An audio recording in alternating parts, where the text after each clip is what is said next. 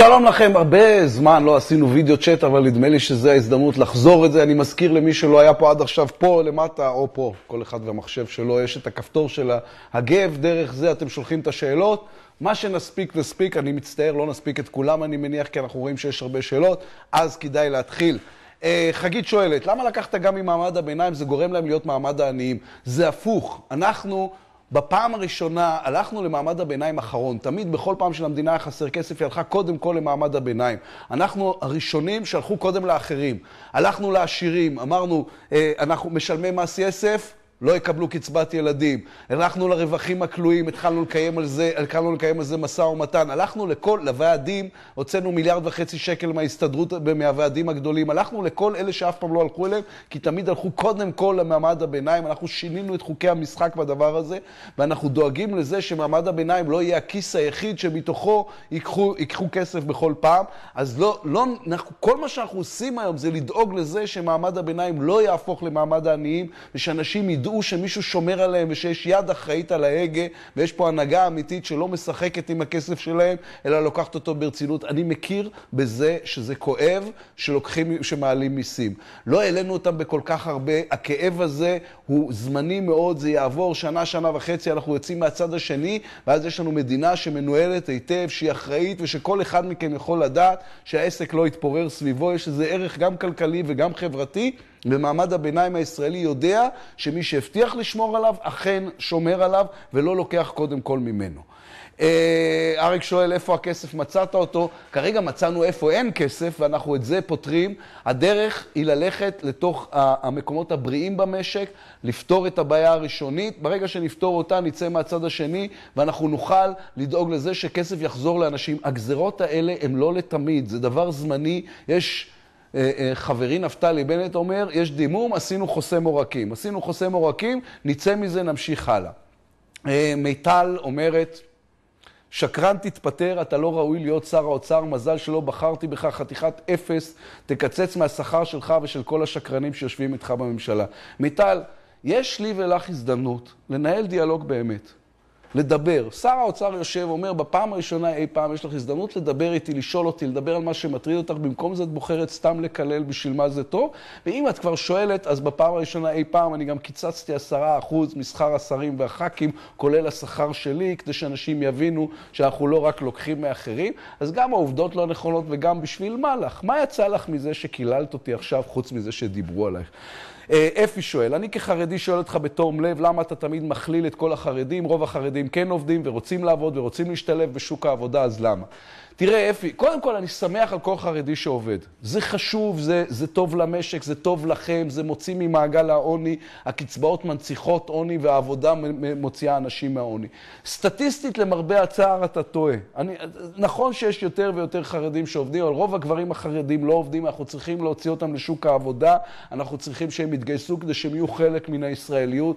כל המהלכים שאנחנו עושים הם לא נגדם, אני לא נגד אף אחד, אני לא חושב שזה מתוך מקום רע או רצון רע, והם צריכים להבין שגם אצלנו אין רצון רע, יש צורך של החברה הישראלית לפעול ביחד.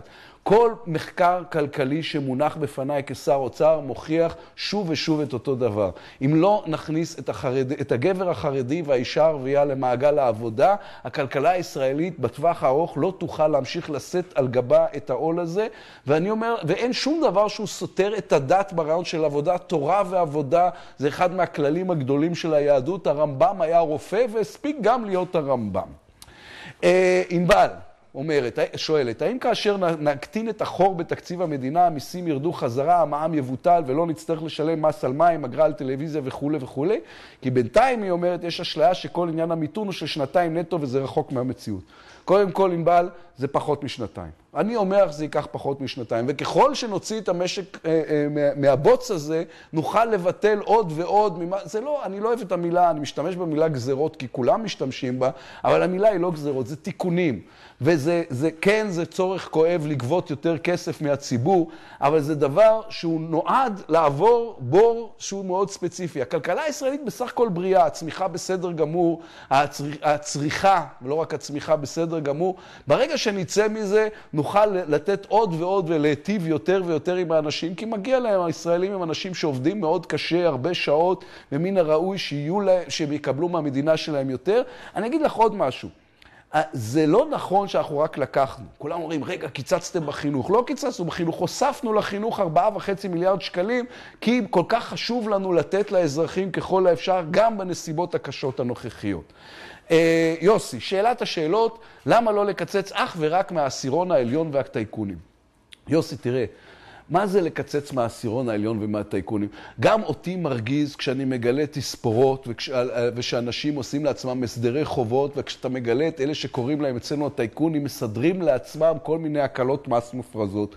מצד שני, אנחנו לא רוצים לחזור להיות מדינה סוציאליסטית. הסוציאליזם לא הצליח בשום מקום בעולם, זה לא עובד. אנחנו צריכים מדינה עם מגזר עסקי חזק. אנשים אומרים, איך נתנו לאינטל כאלה הקלות מס? כן, אבל באותו זמן אינטל נכנסה לקריית גת וסיפקה מאות ואלפים של מקומות עבודה והכניסה מיסים למשק ודאגה לזה שעיר אחת תתרומם לשמיים ויקרו בה רק דברים טובים.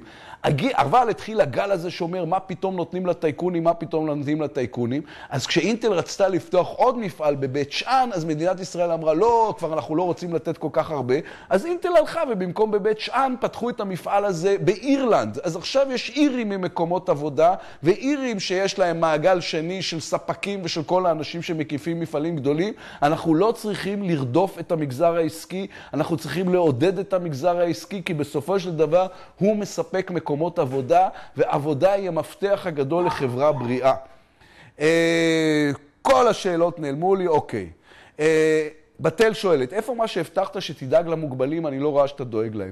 בתל, מכל הדברים הלא נכונים שנאמרים בשבועות האחרונים, זה שהדבר הזה תפס הוא הכי כואב לי אישית. מה זה דאגנו? קודם כל, לא נגענו בקצבאות הנכים, לא נגענו בקצבאות הזקנה, הוספנו 500 מיליון שקל לניצולי השואה. בכל הדבר העדין הזה, אנחנו מעבירים את חוק האוטיסטים, אנחנו מטפלים בחוק רווחה אוניברסלי כדי לטפל בכל הילדים עם הצרכים המיוחדים. הוספנו 200 מיליון שקל בקרן מיוחדת במשרד הרווחה, רק בשביל לטפל בילדים, כדי שנדע שאנחנו לעולם לא נגרום לזה שילד במדינת ישראל יהיה רעב בגלל הקיצוצים שצריך לעשות. אנחנו שומרים מכל משמר על כל אדם שיש לו מוגבלויות או צרכים מיוחדים. נגיד פרויקטים מאוד יקרים כמו ההנגשה ברשויות המקומיות, לא נגענו באגורה מתקציבם, כי זה בעיניי דרמטי שחברה אנושית אמיתית היא חברה ששומרת על האנשים הכי חלשים שלה, ואנשים עם מוגבלויות, וודאי שילדים עם מוגבלויות, הם מבחינתי הדבר שבו לעולם לא ניגע. אילון שואל אם נצא מהמצב עוד שנתיים, למה לא לקצוב את הגזרות בזמן? תראה אילון, הרי זה מה שאנחנו רוצים שיקרה, וזה מה שיקרה אפילו בפחות משנתיים. אבל אני לא רוצה להיות במצב של אדם לא אחראי שמבטיח הבטחות. חלק מהמצב שאנחנו נמצאים בו היום זה כי הובטחו הבטחות שלא היה להם שום כיסוי, ופוזרו כספים שלא היה להם שום כיסוי. הדבר שאני נותן לך עכשיו זה שאתה יודע שיש יד אחראית. שאתה יודע שלא סתם מבטיחים ולא סתם מפזרים כסף, אז הכלכלה הישראלית נמצאת פתאום באזור בטוח ויציב ואמיתי, ואתה לא צריך לדאוג שמישהו שוב יחלק, אלא להפך, לוקחים מכולם ונותנים לכולם. זה יגיע.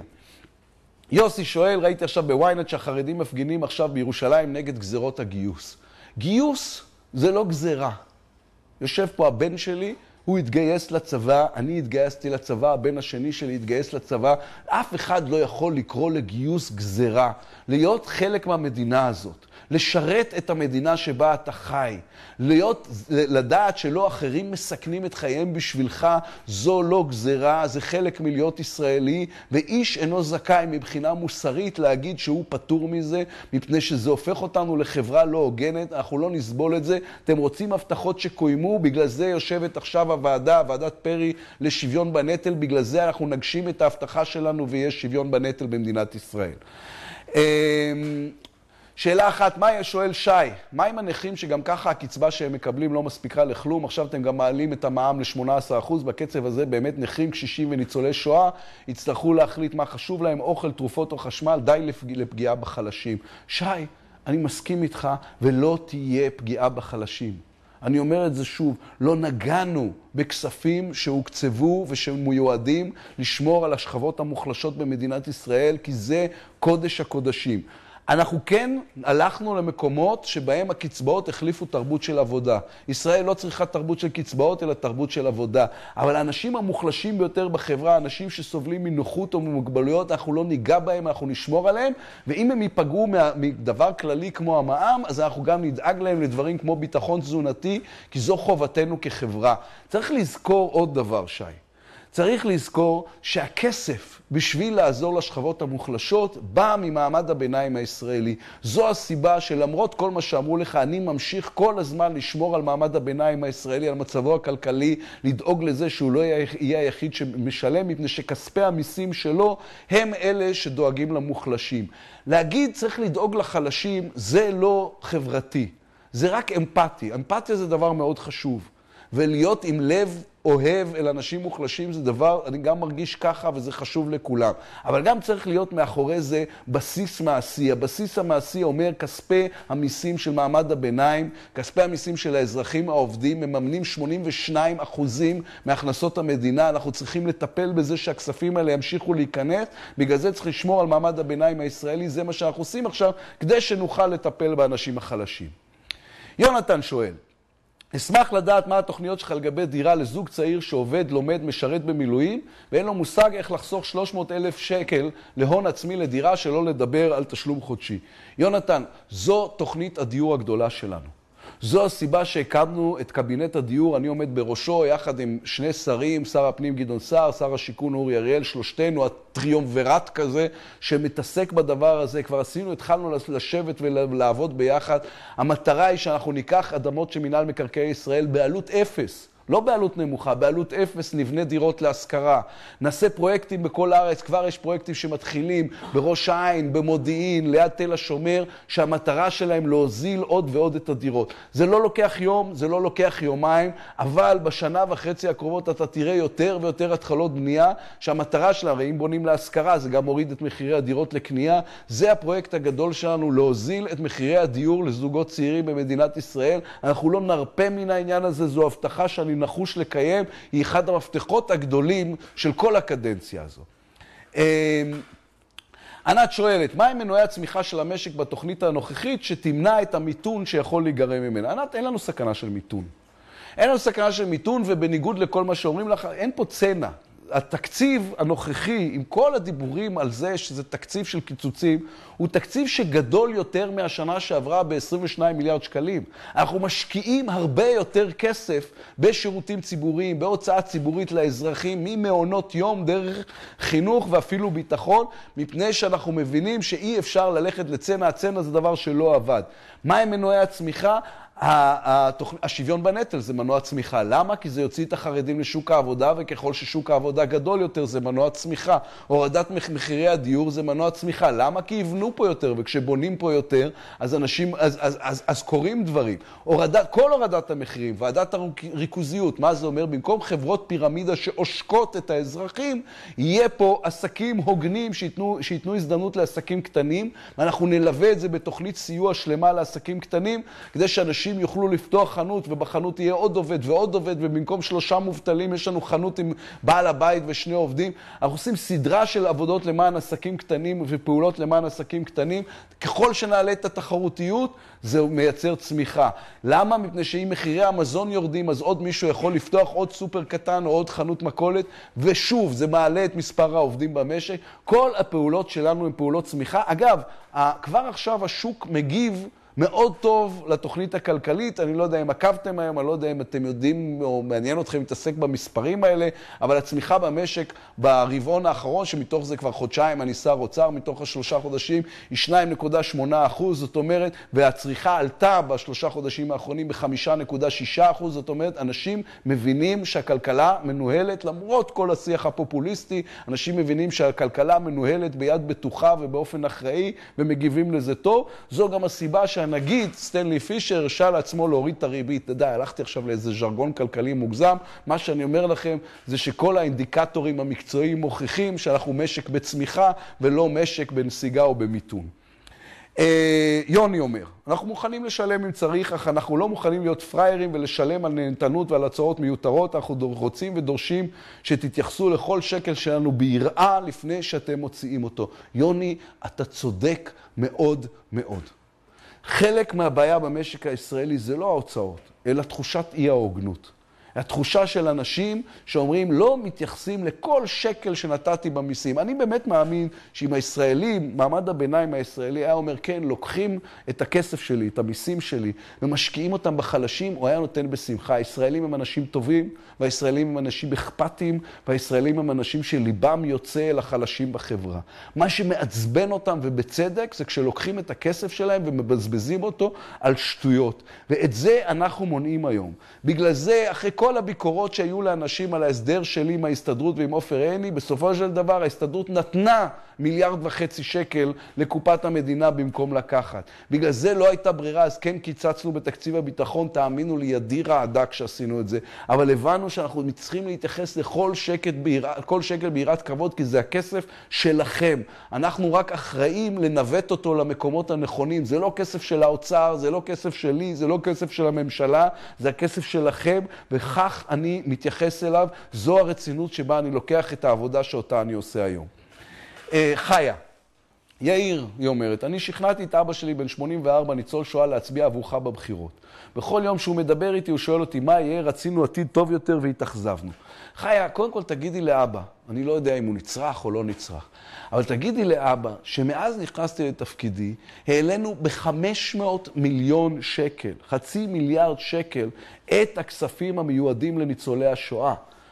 אני לא חושב שאי פעם הייתה כזאת קפיצה בסכומים שמוקצבים לסיוע לניצולי שואה. ביום הראשון שלי בתפקיד, כשר האוצר, העברתי 50 מיליון שקל לשעות סיעודיות לניצולי שואה, כי רצו לקצץ אותם.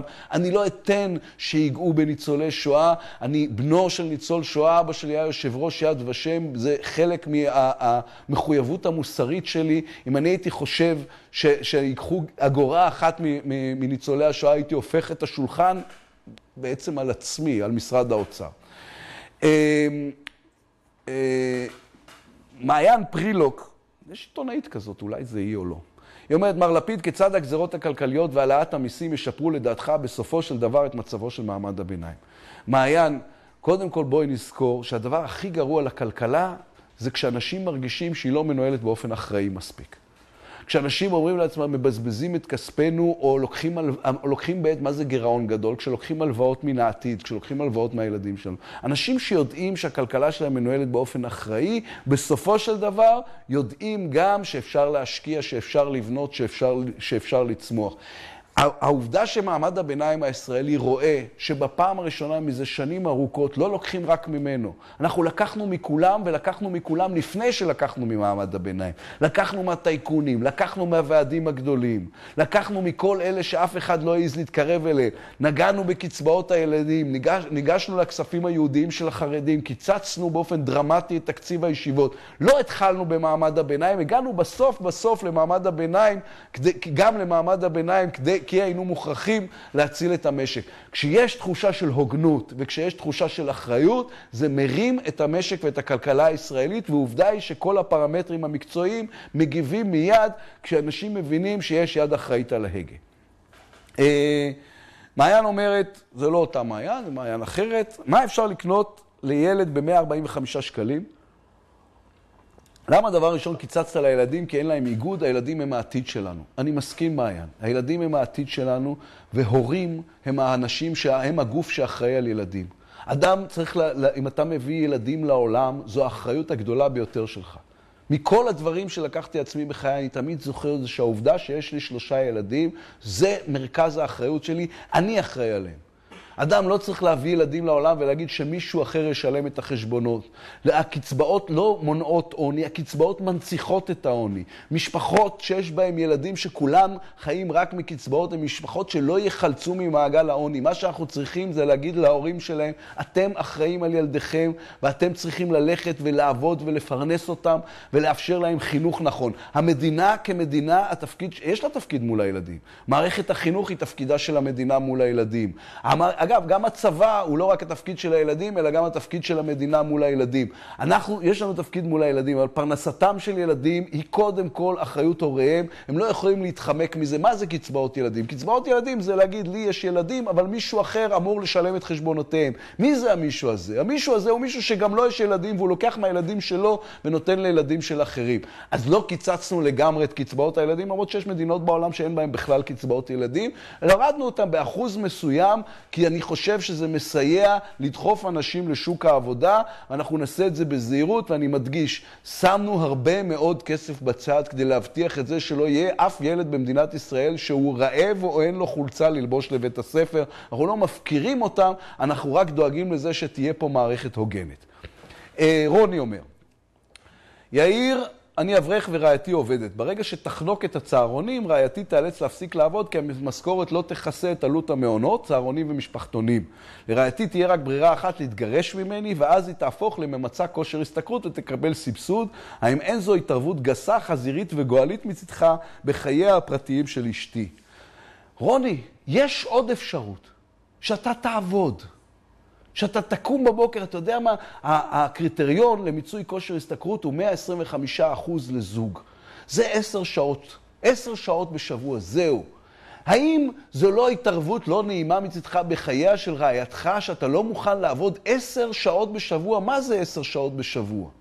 רק אתה לא מוכן לעבוד 10 שעות בשבוע, אלא אם כן אחרים מממנים אותך ואת משפחתך. אם יש לך משפחה, יש לך אחריות, המדינה מצפה ממך להתנהג באופן אחראי. טוב, יש פה שאלה ארוכה מאוד של יעל, אני אקריא את כולה רק כי גם הבת שלי קוראים לה יעל, אז יש לי חולשה על השם הזה.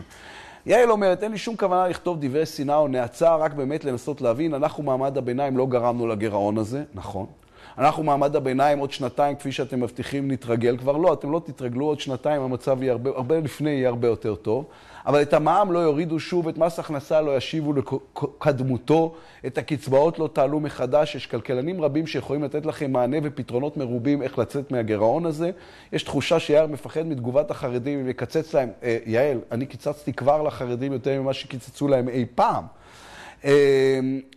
מתגובת העשירים שהוא שכן שלהם אם יקצץ להם. שוב, מעולם לא קיצצו פה, כל השנים הלכו רק למעמד הביניים, מעולם לא ניגשו כל כך באגרסיביות גם לעשירים. האם את יודעת למשל, יעל, שמשלמי מס יסף, זאת אומרת המשכורות הגבוהות ביותר במשק, קיצצנו את כל קצבאות הילדים, הם לא מקבלים אגורה אחת מקצבאות הילדים? למה? כי ניגשנו גם לשם, העלינו להם את המיסים. אוקיי, אני ממשיך.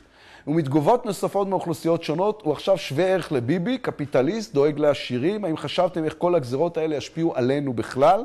האם חשבתם ש500 שקל לעשיר לא יזיזו כמו ששקל אחד בשבילי? גם 1,000 תשובות לא יעזרו, אומרת יעל. אתם בדרך להכניס את מעמד הביניים למעמד נמוך, בדרך לצד שאין חזרה ממנו. אני מאוכזבת וכמוני עוד רבים. יעל, תראי, אני לא כופר לרגע בזה שאנשים כועסים ומאוכזבים. הם כועסים ומאוכזבים כי לוקחים להם. עכשיו, אני שם רגע בצד את השאלה אם זה מוצדק או לא מוצדק. כשלוקחים לך, אתה כועס ומאוכזב, זה לגיטימי לגמרי, אני מקבל את זה עליי באהבה ובהבנה, ואין דרך אחרת להתייחס לעניין. אבל אני אומר שזה הפוך. אני אומר שבפעם הראשונה לקחו גם לחרדים, ובפעם הראשונה לקחו גם לעשירים, ובפעם הראשונה הגיעו למעמד הביניים רק בסוף, ובפעם הראשונה דואגים קודם כל לו. מה זה תוכנית הדיור? זה לדאוג למעמד הביניים. מה זה השוויון בנטל? זה לדאוג למעמד הביניים. מה זה הריכוזיות? ריכוזיות זה מילה כזאת שאף אחד לא מכיר. בסוף זה להוריד מחירים. מה זה להוריד מחירים? זה לדאוג למעמד הביניים. כל התוכניות שלנו עם דאגה אחת מתמשכת למעמד הביניים. אני אומר לך, להתייאש זה לא מדיניות. ולהיות אומללים זה לא מדיניות. יש פה משהו שצריך לעורר אצלך דווקא תקווה, כי בפעם הראשונה מטפלים בכל מה שעד עכשיו לא העיזו לטפל בו. בפעם הראשונה לוקחים גם מהוועדים הגדולים. בפעם הראשונה את האיכונים, עשינו ועדה לבדיקת הסדרי החובות, כי אי אפשר לסבול את זה. נכנסתי למשא ומתן על הרווחים הכלואים, שאף אחד לא יעז מעולם לגעת בזה. למה? כי אי אפשר לסבול את זה. כל זה מיועד לטובתך. כל שקל שנביא משם יושקע במעמד הביניים הישראלי. צריך קצת סבלנות, זה לא קורה בשבוע. אני רק חודשיים שר האוצר. אבל זה קורה וזה יקרה הרבה יותר מהר ממה שאת חושבת. דוד שואל, מתי אתה מתכנן להפסיק להיות נחמד לכולם ולהתחיל להילחם בעיני ובוועדים הגדולים שמחזיקים את המשק בגרון? דוד, קודם כל, תראה, אני חושב שאפשר לנהל מלחמות ולהישאר בן אדם נחמד. אני לא רואה שום סיבה לאבד את נימוסיי הטובים.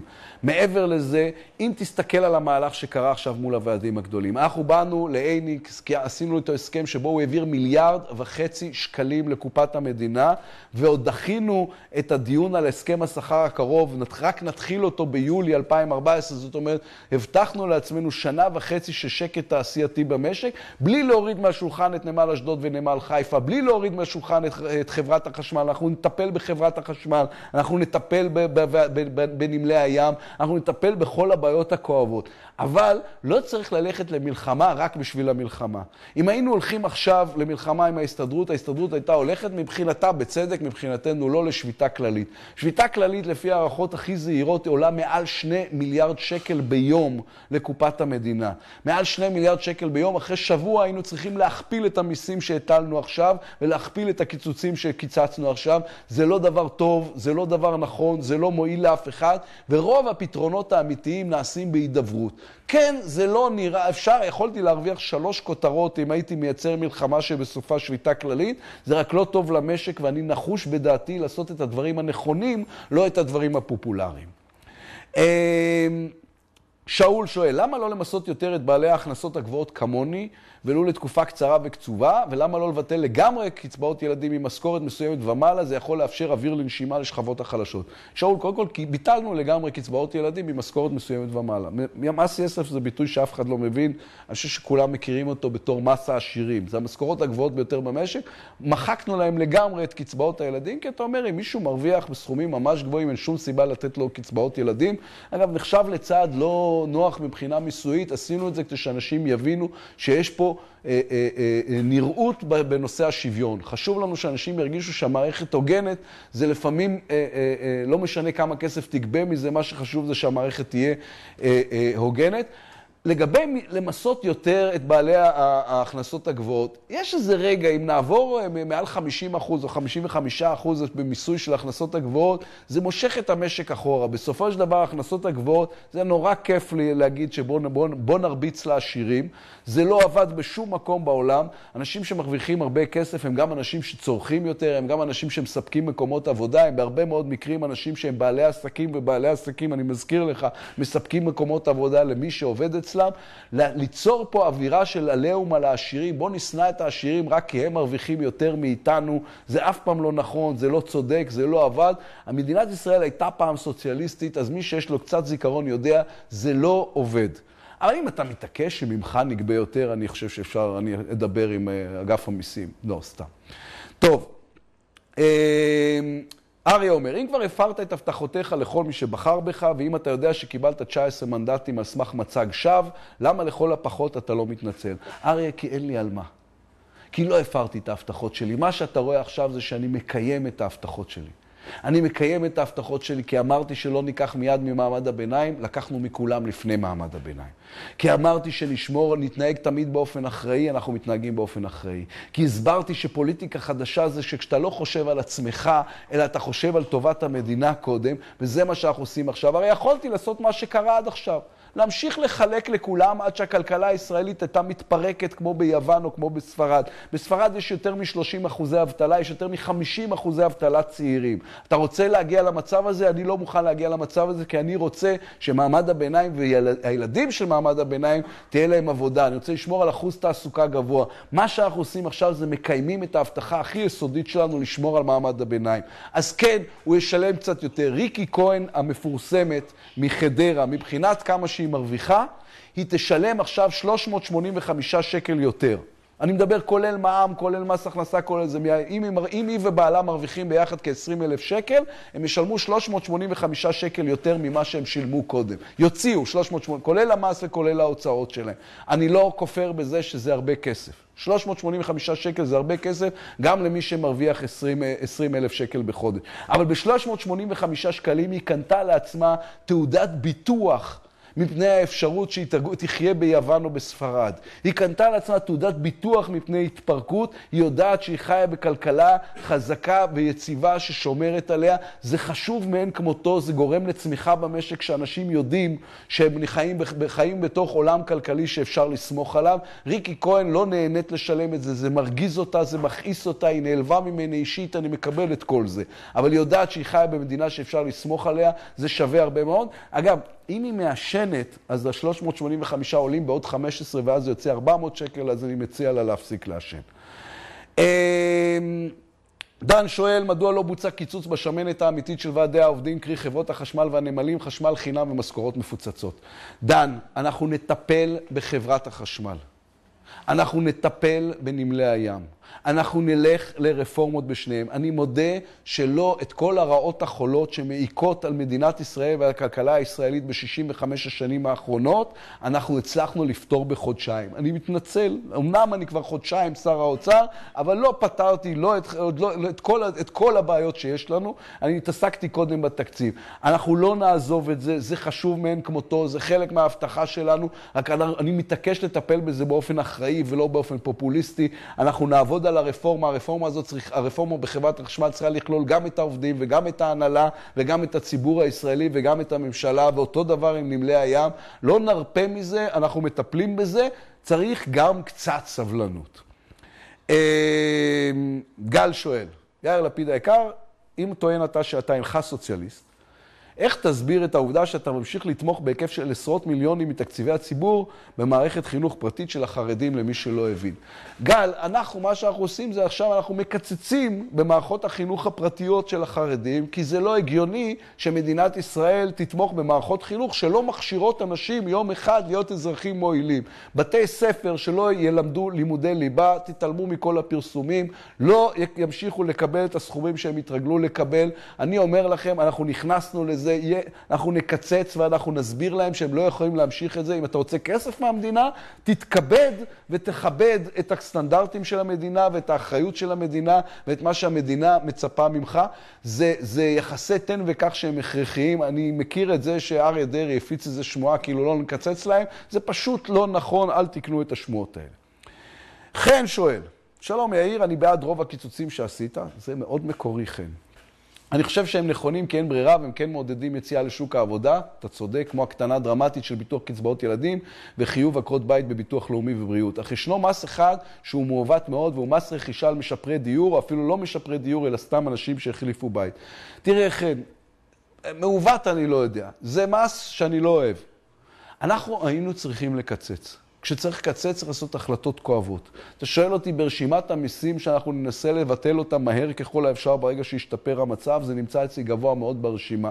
אבל זה בסופו של דבר מכניס הרבה מאוד כסף למדינה. הכסף הזה לא בא על חשבון אנשים שאין להם איפה לגור, אלא אנשים שכבר יכולים היו להרשות לעצמם לקנות לפחות דירה אחת, זאת אומרת, הם לא רעבים ללחם. שוב, זה מס לא טוב. המטרה שלי, אני ראש קבינט הדיור, המטרה שלי להוזיל את מחירי הדיור. ברגע שאפשר יהיה אחד המיסים הראשונים שנבטל, כלומר, בתוך השנה וחצי הזאת, זה יהיה כנראה המס הזה, ואם לא נבטל, נמצא דרכים להקל עליו.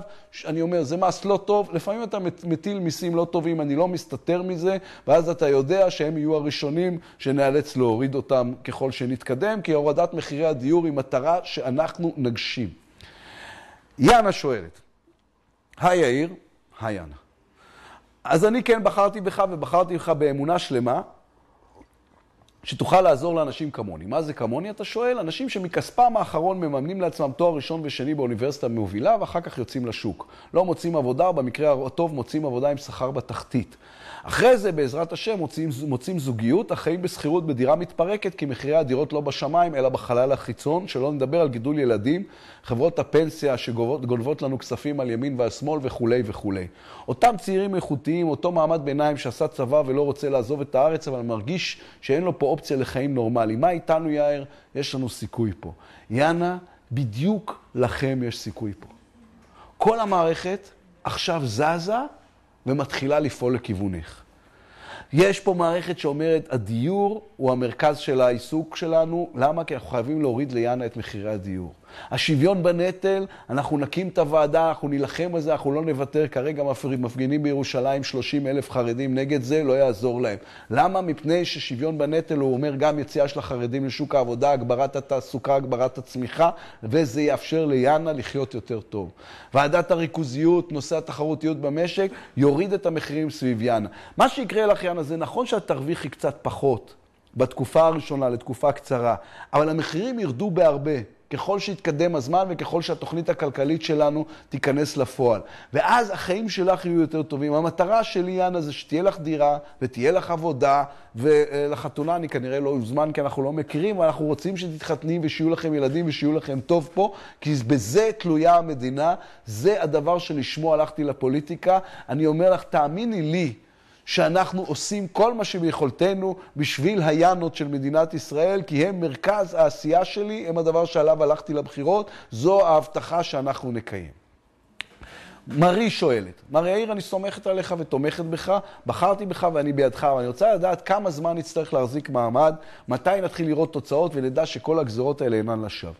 קודם כל, מרי, תראי, עכשיו שרק שנינו פה, אני אגיד לך משהו. את תראי שכשהדבר, בתלוש שלך זה יהיה פחות ממה שאת חושבת שזה יהיה. אני לא אומר שזה לא יהיה קשה, זה יהיה קשה. ואת תראי מאוד מהר שמתחיל להיות שינוי. שינוי באווירה ושינוי בצמיחה, ויש היום, אני לא אכנס לביטויים כמו הורדת הריבית, אבל זה הכל דברים שמייצרים משק שהוא פועל יותר באינטנסיביות, והמחירים יורדים. ככל שהמחירים יורדים, החיים שלך ישתפרו, ככל שהחיים שלך ישתפרו, הצמיחה תעלה. אנחנו מכניסים עכשיו את המשק הישראלי במסלול טוב. הוא היה במסלול לא טוב. בזבזנו כספים שאין לנו, וכולם הבינו ברמה זו או אחרת של מודעות שככה אי אפשר להמשיך בטווח הארוך. עכשיו אנחנו מכניסים את המשק למסלול טוב שמיועד בדיוק לאנשים כמוך. אז אני אומר, 1.5 שנה מעכשיו, כבר את ואני נדבר, עד אז בטח יותר מווידאו צ'אט אחד, אבל תרשמי לעצמך לעשות איתי וידאו צ'אט בעוד 1.5 שנה, כשבוא נדבר על זה שאכן הצלחנו להוציא את המשק מהבוץ ולשפר את החיים שלך.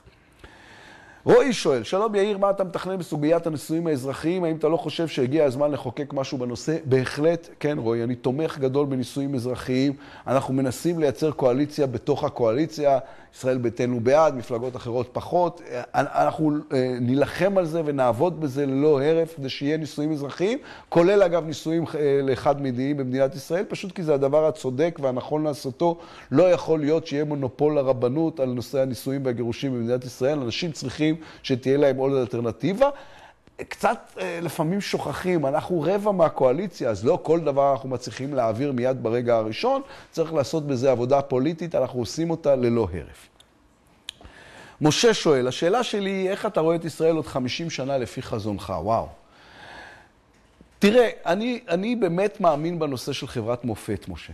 היה אדם ששמו היה משה, שהאמין שהוא מוביל את בני ישראל לארץ ישראל בשביל ליצור פה חברת מופת, ארץ זבת חלב ודבש, לא רק להוביל אותם, אלא להוביל אותם למקום הנכון. אני חושב שאנחנו צריכים ליצור פה חברת מופת, אני חושב שאנחנו צריכים ליצור פה חברה עם צדק סוציאלי, אני רוצה להיות פה, ואני רוצה, אנחנו היום לא נוגעים בזה, אני רוצה לחיות במדינה שיש בה שלום, שחיה בשלום עם שכנותיה.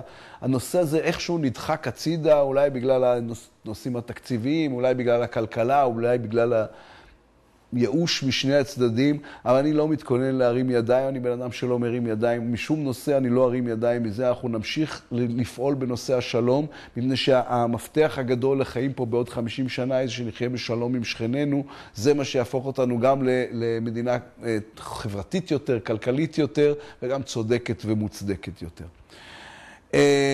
שלומי. יאיר, למה אתה לא עוזר לכל הדור השני שקיבל את העוני בירושה ועובד בשביל שכר עבדים?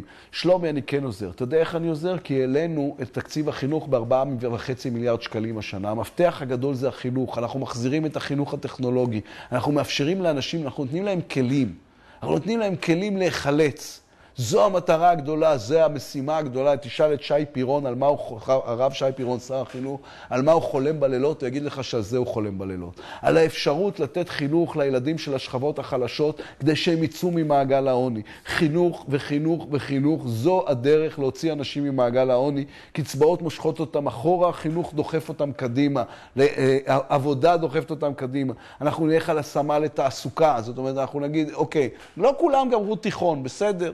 גם אני לא גמרתי תיכון. אבל אתה יכול למצוא מקצוע וללמוד את המקצוע הזה ולהצליח בו, אין שום סיבה שלא. אנחנו נעסוק בחינוך ובחינוך לעבודה, ואלה שני המפתחות הגדולים. הדר אומרת, אבי היום בן 57, כיום מובטל, אף אחד לא רוצה לקבל אותו לעבודה בגלל גילו, יש עוד המון כמוהו, איך אתם מצפים שאנשים יצאו לפנסיה רק בגיל 70? הדר, תראי, כל מובטל הוא טרגדיה. 57 היום זה איש צעיר, במלוא עונו האינטלקטואלי, הרגשי, עם אנרגיות, זה לא כמו 57 פעם. בישראל יש אבטלה לא גדולה, כל מובטל הוא בפני עצמו, אני אומר, סיפור עצוב ונדכא, אבל האבטלה בישראל היא רק 6.5 או 6.6%, זאת אומרת, האחוז הוא נמוך. צריך לעזור לאנשים, כל הנושא של תעסוקת מבוגרים לא מספיק מטופל, כמו שכל הנושא של השכלת מבוגרים לא מספיק מטופל. חברת כנסת ממפלגתי, עדי קולי, אחד המומחים לנושא השכלת מבוגרים, שרה ממפלגתי, יעל גרמן, הקימה את אחד מבתי הספר הראשונים בארץ להשכלת מבוגרים. גם אצל אנשים, גם האיש בן 57 עוד יכול ללמוד מקצוע חדש, אז אנחנו צריכים לאפשר לאנשים הזדמנות, גם בגילאים מבוגרים, ללמוד דברים חדשים ולהשתלב במקומות חדשים. ואת יודעת מה? גם אם לא ישתלבו והם חיים מחסכונות או מקצבה, לפחות לתת להם הזדמנות של השתלבות חברתית. כן, צריך לטפל באבא שלך, הוא צריך לדעת שהמדינה זקוקה לו. כשאנשים יודעים שזקוקים להם, קורה משהו לחייהם. לגבי גיל הפנסיה, גיל הפנסיה הוא שאלה גדולה, גיל הפנסיה נקבע בזמנו כשתוחלת החיים הייתה 70, אז אנשים אמרו, טוב, יצאו לפנסיה בגיל 65 או 67. היום אנשים חיים עד גיל 80 ו-90. סבא שלי נפטר בגיל 101. הוא היה בפנסיה, אני יודע, 36 שנה. זה גם לא הגיוני מבחינה אקטוארית, וזה גם צריך גורם לאדם לשבת בבית המון שנים. אנחנו צריכים לחשוב טוב איך לטפל בנושא גיל הפנסיה. היה ניסיון, או ניסו לשכנע אותי להעביר את העלאת גיל הפנסיה לנשים בחוק ההסדרים. אני סירבתי כי אמרתי שזה מצריך דיון ציבורי נוקב. העברנו את זה לוועדה במעמד האישה, חברת הכנסת עליזה לביא מרכזת היום דיון מרתק בנושא הזה. אנחנו נצטרך לטפל בנושא גיל הפנסיה. תומר, למה לא הפסקת את התקצוב לחרדים שלא לומדים ליבה? תומר, כן הפסקנו, אנחנו כן מפסיקים את התקצוב לחרדים שלא לומדים ליבה. כאמור, זה ספין שלא צלח פשוט כי הוא לא נכון. אוקיי, עם מרי דיברתי. חברים, אנחנו עד כאן לערב דיברנו כאן לפני הבחירות, ואתם, היה איזה משפט שחזר כל הזמן שאנשים אמרו, אל תשכח אותנו יום אחרי שתיבחר. הנה אני פה. הנה אני מולכם. זה לא תקופה קלה, לא תקופה קלה למדינה, לא תקופה קלה לאף אחד, אבל אני פה מולכם, מדבר איתכם, ואני אמשיך לדבר איתכם, זו המחויבות שלי, זה חלק מהפוליטיקה החדשה, זה חלק ממה שאנחנו עושים ונמשיך לעשות, ונתראה בקרוב, ותודה שהשתתפתם.